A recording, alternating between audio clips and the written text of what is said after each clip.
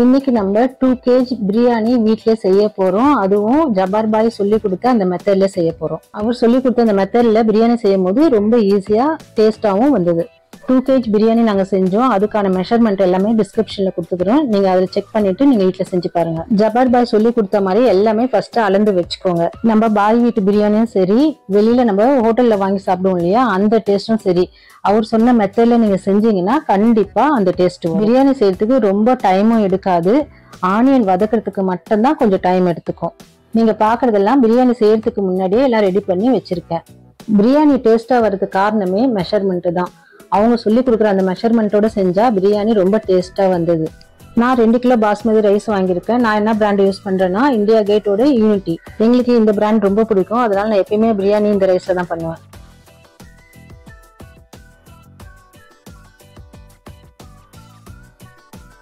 ரைஸை 2 தடவை வாஷ் பண்ணிட்டு ஒரு 30 ல இருந்து 35 நிமிஷம் ஊற வச்சிருங்க. நீங்க பிரியாணி செய்ய ஸ்டார்ட் பண்றீங்க இல்லையா, அந்த டைம்ல அரிசியை ஊற வச்சிருங்க, கரெக்டா இருக்கும்.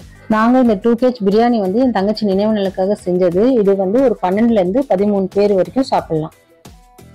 ஜபார் பாய் சொல்லி கொடுத்த அந்த பிரியாணி மெத்தட் ரொம்ப பிடிச்சிருந்தது. அதனாலதான் இந்த மாதிரி நாங்க செஞ்சு பார்த்தோம். ரொம்ப நல்லா வந்தது. அவர் ரொம்ப ஈஸியாவும் நிறைய டிப்ஸோட அழகா சொல்லி கொடுத்ததுனால நாங்க அதே மெத்தட்ல செய்ய ஸ்டார்ட் பண்ணோம். பிரியாணி பாத்திரத்தை கேஸ்ல வைக்கிறதுக்கு முன்னாடி இந்த மாதிரி எல்லாத்தையும் நம்ம ஆட் பண்ண போறோம்.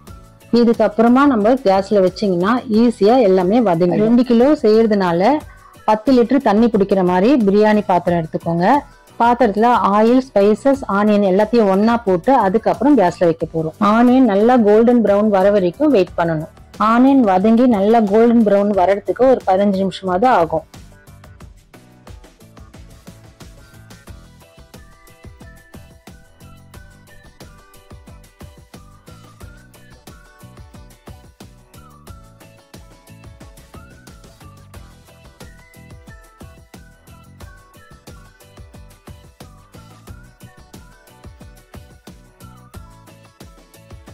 ஆனியன் நல்லா வதங்கி கோல்டன் ப்ரௌன் ஆயிடுச்சு. இந்த ஸ்டேஜ்ல காஷ்மீர் ரெட் சில்லி பவுடர் போட்டு 1 மினிட் நல்லா வதக்குங்க. இதுதான் பிரியாணிக்கு கலர் கொடுக்க போகுது. அதுக்கப்புறமா இஞ்சி பூண்டு பேஸ்ட் போட்டு நல்லா வதக்குங்க. அது ஒரு 1 மினிட் வதக்குனா போதும்.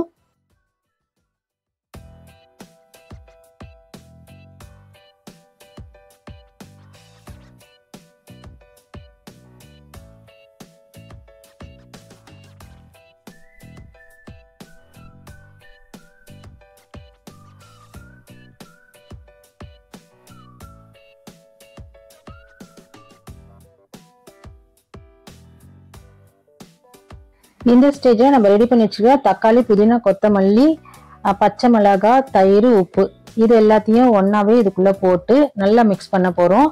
தக்காளி நல்லா வதங்குற அளவுக்கு நம்ம வேக விட போறோம்.